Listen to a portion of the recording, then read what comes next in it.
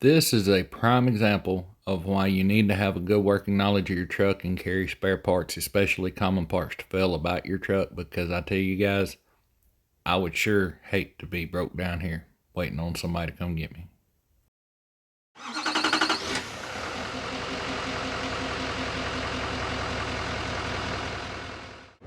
So it is a cold, dreary day here in Middlebury, Indiana. I'm headed back over to the yard to get one going to Livermore, California. It wasn't exactly what I wanted, but it'll work.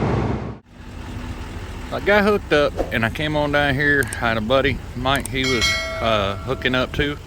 He was going in to get hooked up as I was coming out, so I figured I'd come down here and get my paperwork and everything all in order, get ready to go. And a lot of people asked me on that last video that, man, that trailer looks long. Well, it's because I was using widescreen, I believe.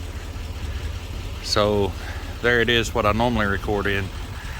But if I do the widescreen, it gets the whole truck trailer, you know, it's a lot easier. But anyway, it is 39 foot. It does have a generator in it, so it's nose heavy. And it looked really good. I'm figuring you can't walk around them enough to check them out. I torqued my lug nuts and all that stuff at the yard before I left. And bunkhouse on the back. Pretty nice wagon. It's sold. Somebody is a proud owner of this one, so it was a hot load. I'm gonna do my best I can to get it out there in a timely fashion, but the wind is really kicking here today in Middlebury, so I don't really know how the weather's gonna hold out for us. Oh yeah, I was gonna show you guys. So the reason I've been thinking about one of these is because, let me put it back on widescreen, is because I can put drinks in here. I can put, you know, in the cardboard box so the box don't get wet.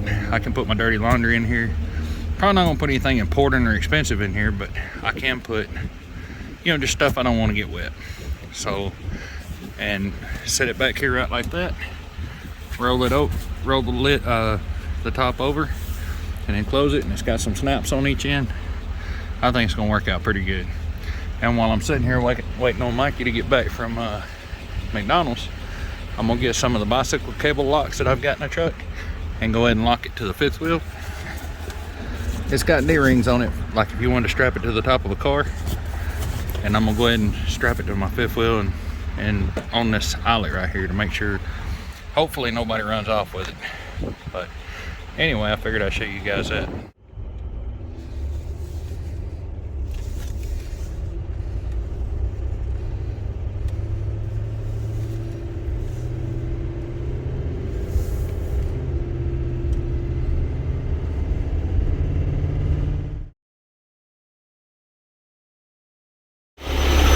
Hanging out here today at the Petro with some of my old flatbed buddies. This one here is leased to Kaplan. I've leased with him for 3 years. He got him a load of coils on. And I just checking out his truck. I hadn't seen this one. But there I am parked over in the background. That is a pretty fine ride right there, if I do say so myself. I'm checking out his trailer. I've been around a lot of the trucks, but the trailer, that's one thing I do like. The cam lock doors on the toolbox, that's a whole lot better than them regular old style latch doors, put it that way. But he got her cleaned up and looking good. He told me not to get no video of it, it's dirty. But and this here is my buddy Maytag's truck. Now this is a 2000 Freightliner, and you seen that Peterbilt a while ago and you think, man, I'd rather have that Peterbilt. I'll take this truck right here all day long over at Peterbilt because, for one, it is a 2000 model. It don't have no, I know him well enough, I can just go into his stuff like this, but there ain't no ELD, there ain't no computer stuff, just a 12.7 Detroit just doing its thing. But, and it got hardwood floors in it. Dang, it got real hardwood floors in it. I thought he would BSing me about that. But, anyway, this brings back a lot of memories for me, because that white truck that y'all saw me pull around the yard not long ago, it was the same truck, it just wasn't a double bunk. Or mine was just a mid-rear. But I really like these little trucks. They're cheap to buy, they're cheap to own, they're cheap to maintain. They cheap to repair. 12.7 Detroit, one of the better engines made.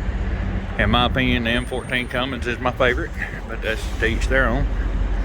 The 12.7 Detroit is the second in line, but he does a lot of overlink stuff, or he used to, and he tried to keep all this clear. I'm really amazed he hadn't run this up underneath where it connects under the back of the truck yet. And he said this is the first time he had ever pulled or owned a great name all aluminum trailer. And I've seen them, I've never owned one. I pulled one. I was just kind of checking this out. And got a load of rod, steel rod going on, picked up in Memphis, and I think he said going to Minnesota with it. But yep, there's that. I don't miss tarping. I don't miss doing all the wheel seals and brakes and all that stuff on the back of your trailers and the back of your truck and all that, all the other moving parts that come with the 18-wheeler. I don't miss it all. But I do miss being around a big truck. So today is Wednesday the 29th. Pretty big gap between Monday and Wednesday. I got hung up with some other stuff, and take me a little longer on this trip than what I'd hoped for. But right now we just crossed into Arizona. That's Tony up here in front of me, and we are trying to beat. We've been trying to beat the wind. There's a lot of wind coming in tomorrow, and some wind coming in today. So we've been hoping to. I don't know why we just slowed down all at once. I did. Huh.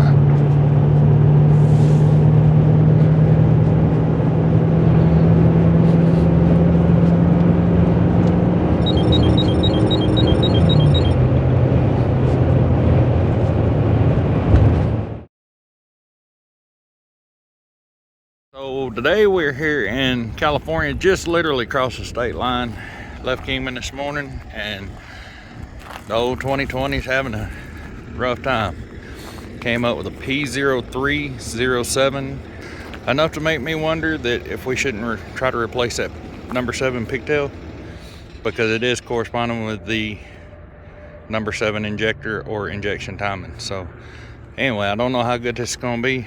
First thing I'm going to do is get the inner fender liner out. Alright, so just like on mine, except a little bit bigger. Well, we got some wires running right here, but you'll take this bolt out right here. Number 7 is on the very back. So I'm gonna go ahead and get that out. 10 millimeter bolt, and then I'll video this coming out. I'll pull the bolt out and raise it up, just kind of wiggle it around a little bit, and it will eventually just pop right up. And when it comes loose from the front shield, you just pull it right out of here. A little easier said than done the first time, but there's that. And so right here is the number 7 injector. Right here, zoom y'all in. Here's the number 7 injector. Right here. Here's the pigtail we're talking about right here. So I had him start the truck up, and I reached in here right like this and just wiggled this wire. I heard the tone of the engine change, and all the lights went off except for the check engine light, so it's definitely that connector. So we're gonna go ahead and put him one on. So I thought I positioned the camera in a really good position to get the whole replacement of this connector, but I did not. When I went back and looked at the video, I wasn't even close. But all you do is snip the wires on the back of that plug as close to the plug as you can get it. Try to leave as much of your wiring harness as you can in case you have to replace another one at a later date. You want to leave as much of that wiring harness there as you can. Just snip it right off the back of the plug. Connect the wires of the new plug to the wiring harness. It doesn't matter which wire connects to which one as long as you close the loop. It's not polarity sensitive. There's not a hot in the ground. You just connect whichever wire to whichever wire, and then it comes with 2 butt connectors. I use solder connectors. I'll leave a link to those in the description, as well as the plug. And then you crimp them down, plug it in, zip tie the excess in a secure location where it's not going to move around, and then take this plastic cover. And the plastic cover is a pain in the butt. After you do it a few times, it gets really easy, but it can be aggravating. But what you do is that lip and the plastic lip on the cover goes underneath the metal shield just like it came off, and once you get it started, you can wiggle it around until it slides, it seats on up under the metal shield, and then as it does, it will fall back down into place and that bolt will line up perfectly with the bolt hole.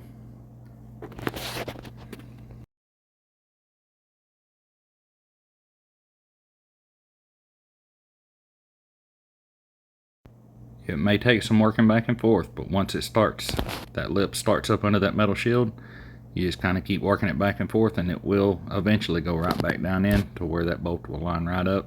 And when you turn loose of it, it'll just sit where it's supposed to be.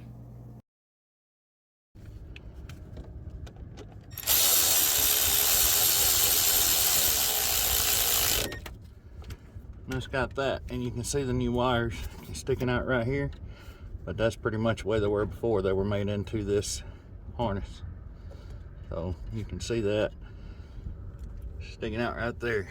We'll put the inner fender line back in now and we'll go on down the road. After we started up with the inner fender liner out, right after we got the plug replaced, we cleared the codes and left it running for a minute. We're gonna go ahead and start it again. Had to take everything I meant to hook up. Make sure before we pull out of this spot that we don't see nothing, because there's really nowhere else to stop down through here. But the P021A, that one was there.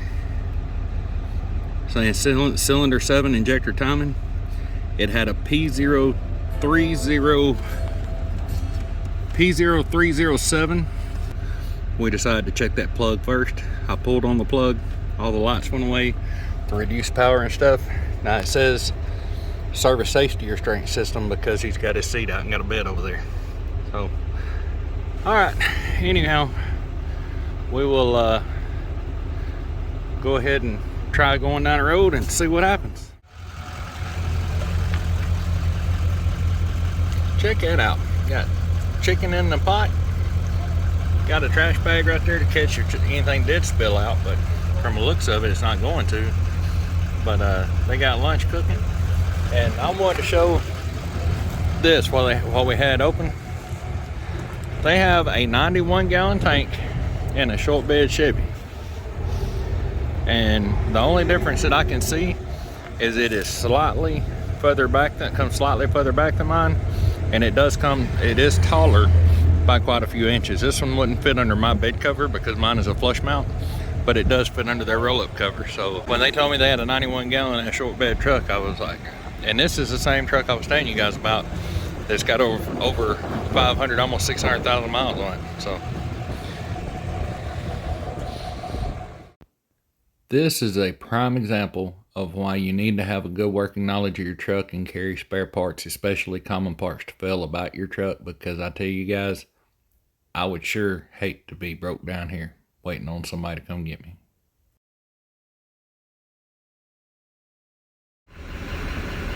So I've been up for about an hour or so, a couple hours, and I'm 68 miles from my drop, and I've been doing a lot, well, I've been talking more about pre-trips. I do them every morning, but getting out, making sure you check your vehicle out good before you take off, your truck and trailer. And this morning I got up, checked mine out, and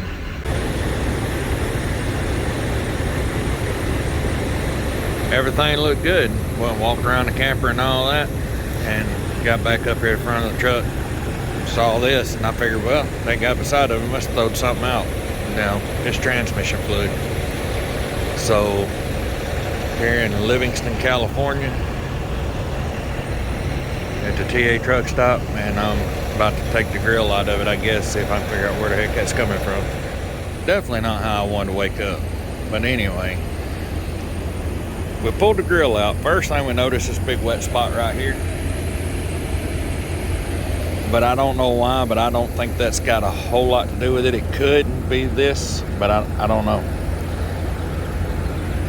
But anyway, where I think it's coming from, or what I'm noticing, is if you look, I don't know if the camera will focus for you guys or not, but it's not wanting to. Let me zoom on in a little bit further. You look at this line right here. See how wet all that is? That bottom line. I think that bottom line's leaking. So my theory, if you guys watch my videos, right down in here is the transmission cooler bypass. If you remember, I got the one from Worley Custom Fab and put the bypass plug right there. And what that does is it lets it come up and circulate through the radiator, but it doesn't let it come out to the big cooler out front. Well, if that line's leaking, my thought is put the thermostat back in, and that will keep the coolant, the transmission fluid plugged off in the radiator. But what I'm trying to figure out is when I took this thing out, how does it actually work? Because if I can figure out how to make it stay plugged off all the time, that'll get me home, and then I'll just fix it at home. But that's how it came out right there. And I'm thinking this has to come down to open up when the fluid gets hot. When the fluid gets hot, this spring, something behind this spring comes down, the spring retracts and comes down and pushes this open against this spring and lets the fluid pass over top of it. That's what I'm thinking, but I don't know for sure. I never researched it that far, and it's been a long time ago. So I thought about leaving this spring out, but I don't think that'll work. I think it's got to be kept right there. I thought about trying to pull this pin out right here and take the spring out, and that may be what I do. I don't care if I ruin this thing, I just need it to get me home. So I don't know. First thing I gotta do is find a set of snap ring pliers. Of all the crap that I've got, I did not bring snap ring pliers. So, and I'm kind of worried about trying to take that out anyway. I don't know if it'd do me any good. Anyway, figure it out and I'll get back with y'all. So where we saw the wet spot on the AC condenser, it's definitely leaking, so that needs to be replaced as well. Fun times. Supposed to be able to rally it around this corner, but if not, we're still all good. Got my snap ring pliers, transmission fluid, and they're really cool. Said there's a dealer right down the road, and if they couldn't get it overnight or within a couple of hours, that they could take me to or they would go get it at the dealer for me. So if I have to have that line, that's good news. So the batteries are dead in my microphone, so I hope you guys can hear me okay.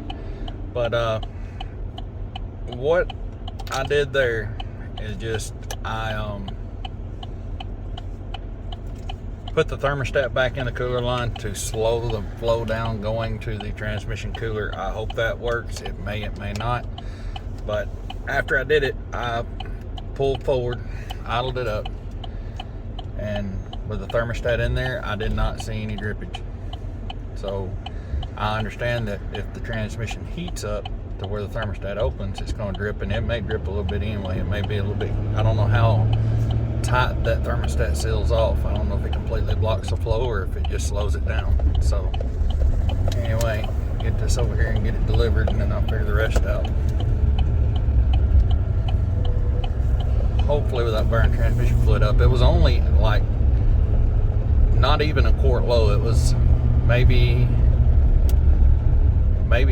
between a half a quart, about 3/4 of a quart low was all it was. So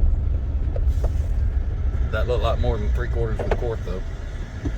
Anyway, I'm gonna get on over here and see if I can get this unloaded, and then I'll get back with you guys and let you know if I plan on trying to limp it to the house or if I actually try to fix it here in this parking lot. They said there was a dealer here, and they would be able to go get me parts from the dealer if I needed them to. So that was a really good plus about coming back here and fixing it. So anyway, I'll let you guys know. So we're here and they're checking me in. This thing right here is a monster, and apparently my battery's going dead because I'm having to use the Autogen so he can run the slide outs in and out. 3 slide outs on that side, 1 big one on this side,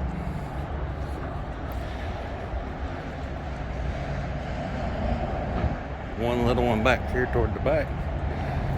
5 slide outs.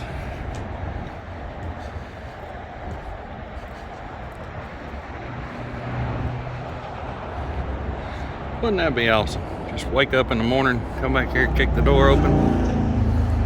Oh yeah. I don't think that's where it goes. I don't think it goes. No, maybe that is where it goes. So here I am back at home. I decided to just go ahead and roll the dice, and after I put that thermostat back in, it wasn't that bad after that.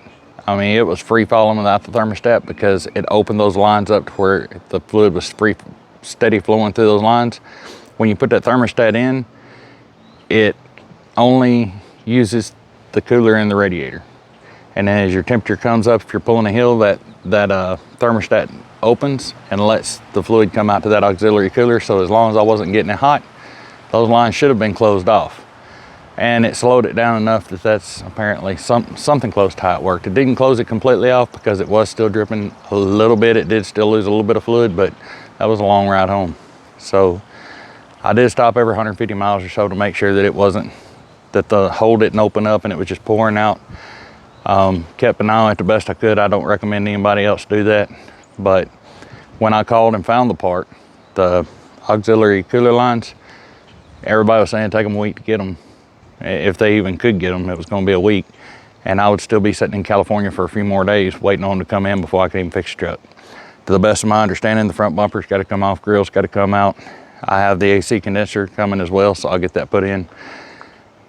And then I'll be able to go back to work and not have to worry about it. So, and I'll get my service done here. Now, one thing I do want to touch on is I have a friend, and it's actually a friend of a friend, and he's never done a lot of traveling.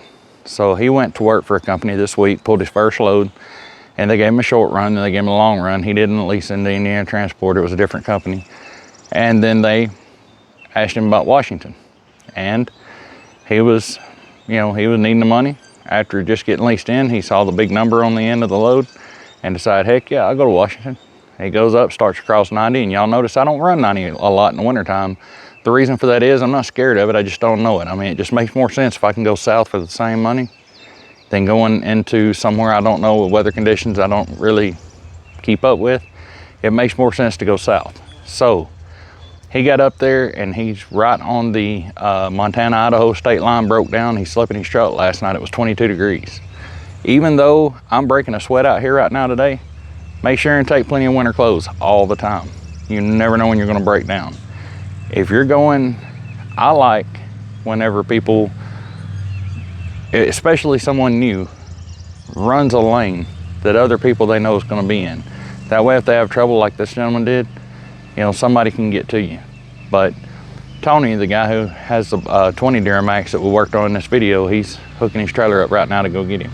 So it's just, that's just a bad deal. I hate that for him being his first load out, because now, it's kind of add insult to injury. Not only did he mess up, did he not get to deliver his second load, but now he's got to get his truck towed home and pay for fixing the truck. So that's just a bad deal. My heart goes out to him. I hate to see anybody in that shape because I've been there myself. So if you're looking at getting into this, you're new getting into this, if you know anybody that's already doing this, kind of stay in their lane. That way if something happens, you're always passing each other back and forth. That's why I run 40 so much. Not just because if I break down, somebody can get to me easier, which that is one reason, but also if someone breaks down, I can get to them easier. But if you're running, I know when I get into Montana, I don't have any cell phone service, and I like to run it more in the summertime to get familiar with it. That way, if I get up there in the wintertime and we get a snowstorm or the blizzard that they're expecting to come through, like North and South Dakota and stuff like that, they're expecting some rough weather this week, and I just hope they get up there and get him out before the weather gets there. But yeah, just try to stay in a good lane where the more people that are already running, or where it's not so desolate, where there are businesses and people that you can call to come help you out. What happened with him, to the best of my understanding, is he's driving along and there is like a roll of fence wire laying in the road. He didn't see it. When he went over the fence wire, somewhere or another that fence wire got caught up around his crankshaft and wrapped up and got so tight that it cut the motor off. He was coming down a hill, wasn't accelerating, it cut the motor off.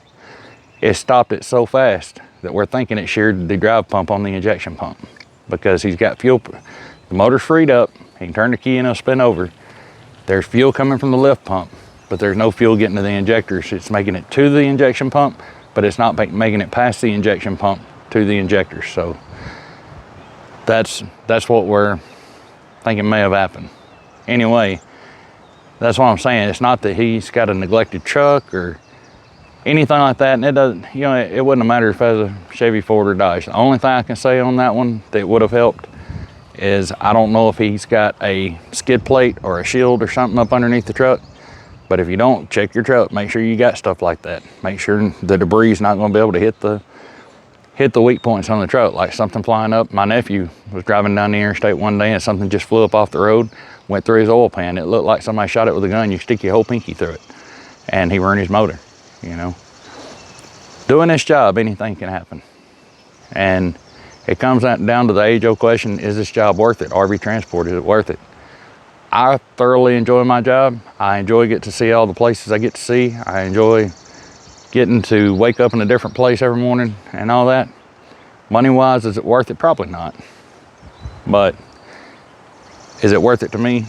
So far it is. If they keep dropping the rates, fuel keeps going up, if everything keeps going the way it's going, I don't know. It may not be one day. But as of today, I'm gonna fix the truck and get another load next week. You know, are you gonna get rich doing it? No. No, the numbers sound big, just like with an 18-wheeler or anything else. Anytime you own your own business, that gross number sounds awesome.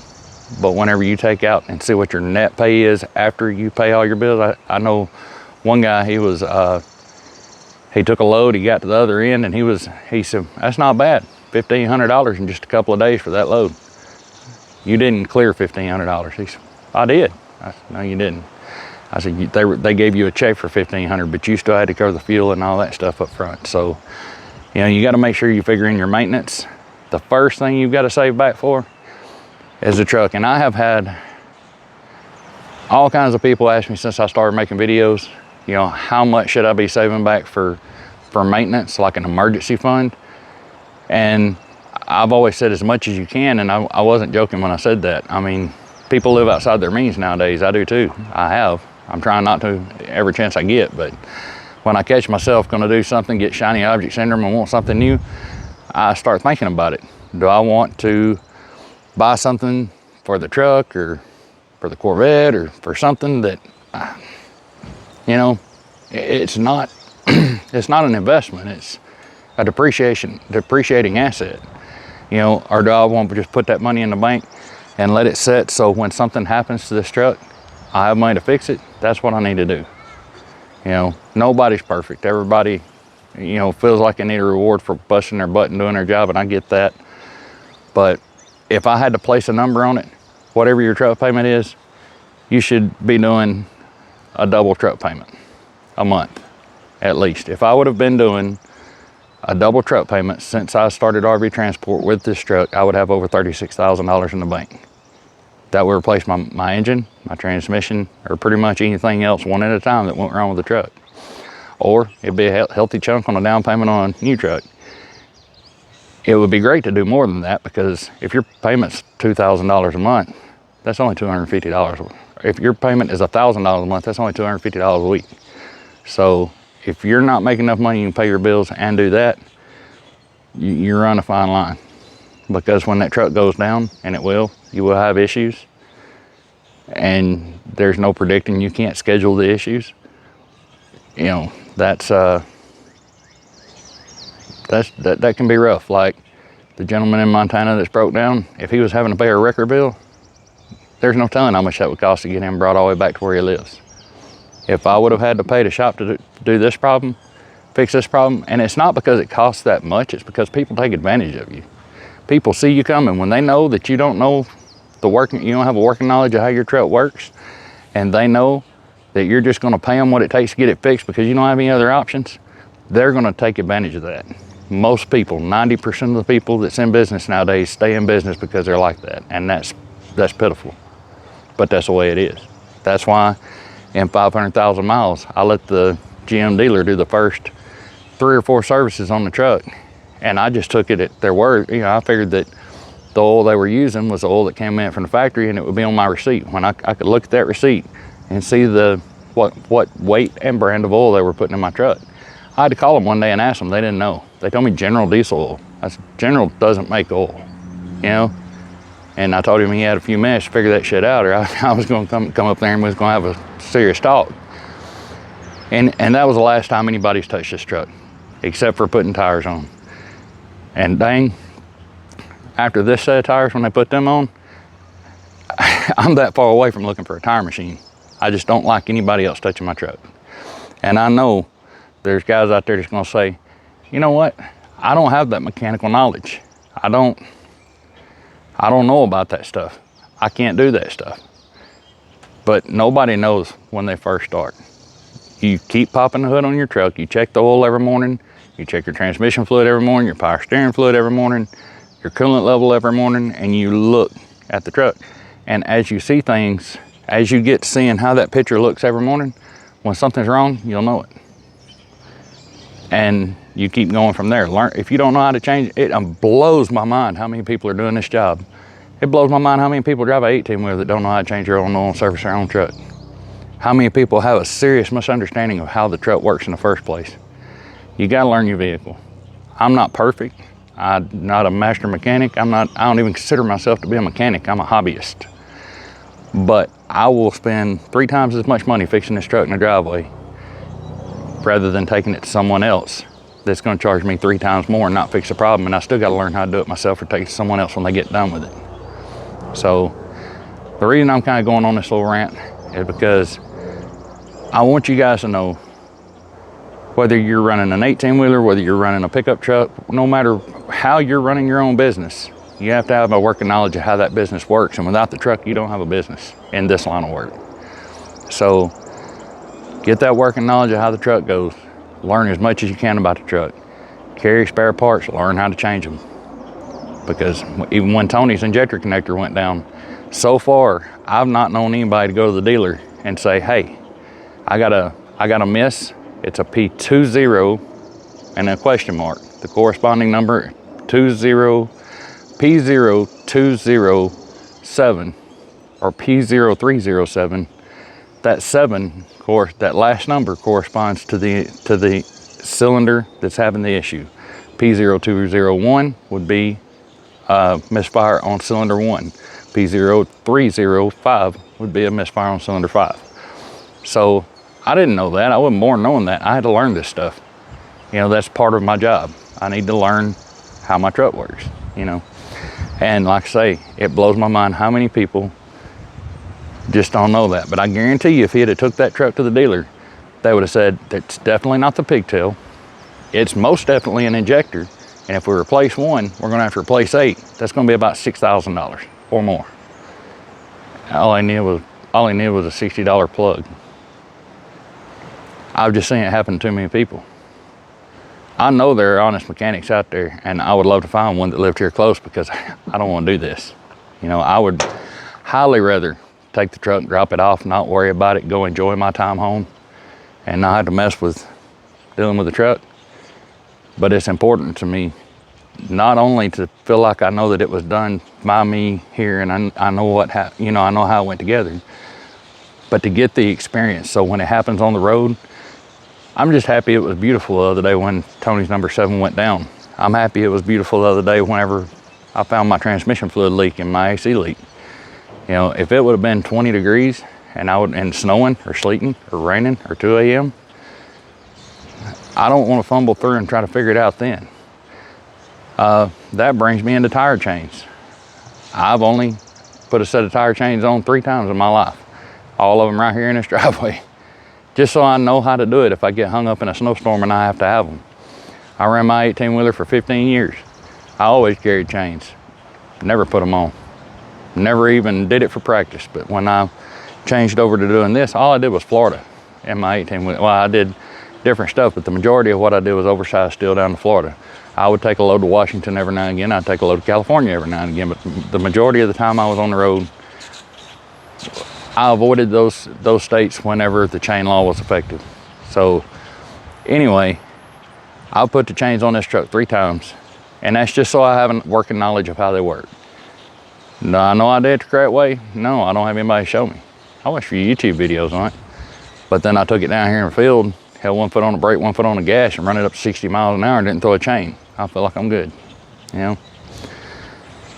Guys, I appreciate every one of you for watching. I'm gonna finish my rant. I'm gonna wait on my parts. The next video should be taking the bumper and the bumper and the grill off and figuring out how to change those auxiliary transmission cooler lines. I hope you're getting something from these videos. I hope you enjoy watching them. I enjoy making them. I appreciate it, and I will see you in the next one.